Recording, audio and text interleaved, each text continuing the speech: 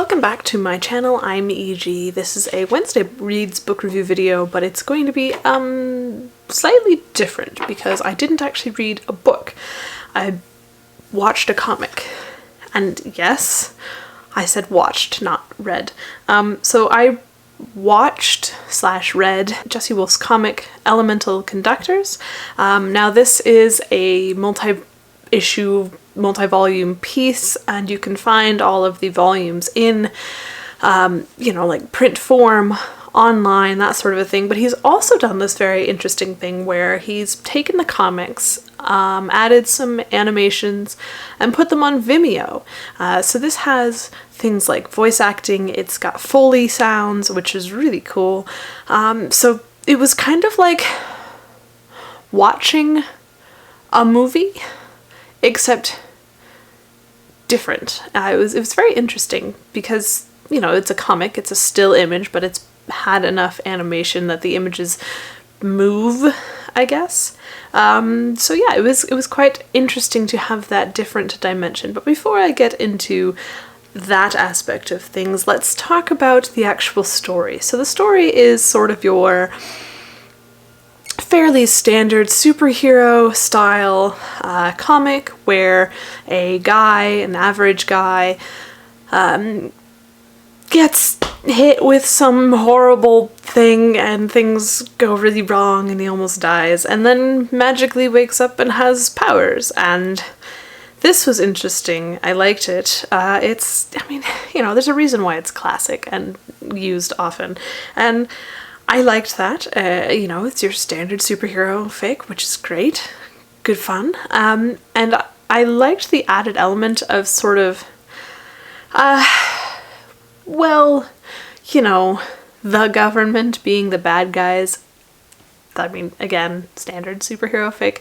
But also the other side of things was more organized, and that was fun too. So this story, volume 1 dealt with the discovering of the powers, and volume 2 dealt with the discovering of the bad guy.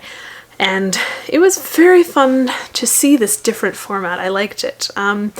As far as the story goes, I think this is a fairly commonly seen one. The characters are of course unique, the situation is of course unique, and it was it's one that I expected to see, and I liked it.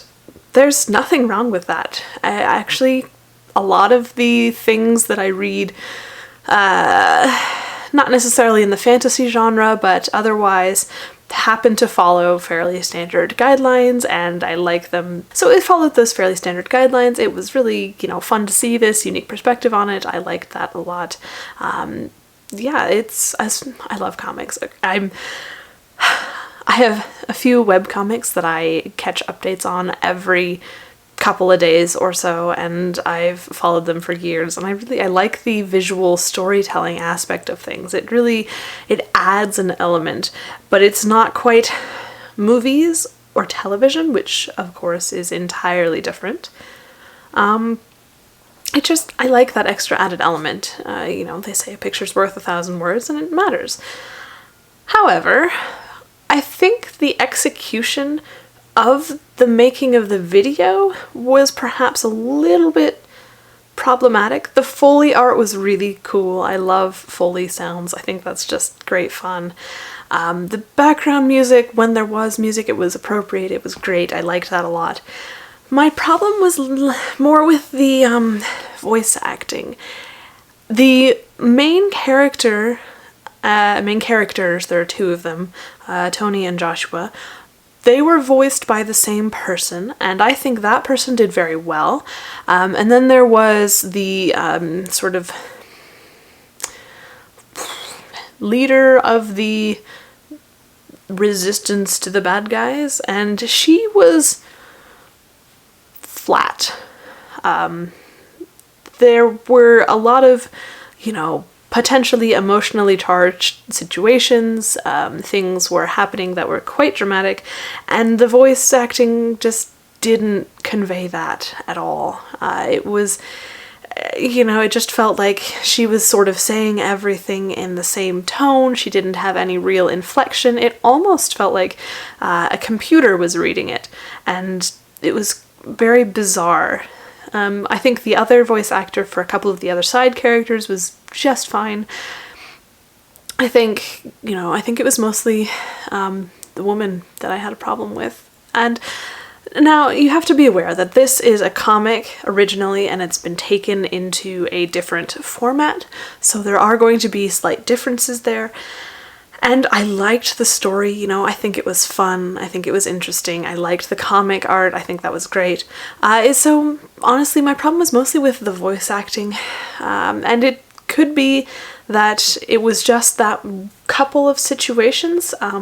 There are only a couple episodes out on Vimeo at the moment, so the other ones are in production, and I don't know. Things always go a little bit weird at the beginning, and they get better, usually. So that's pretty much what I would expect. The second episode was definitely better in terms of music and Foley art than the first episode. The animations were interesting, that sort of a thing. I liked it. But the voice acting felt a little flat. Honestly, though, if you're interested in the story, just, go read it. It was very good. I liked the comics. I liked the story. It's fun. It's a great, way to spend an afternoon. So that's all I've got for you today.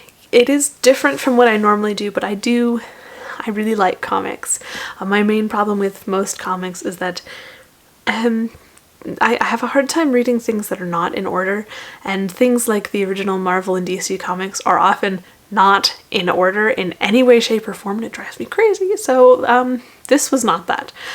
This was a lovely comic, and I think it was very interesting.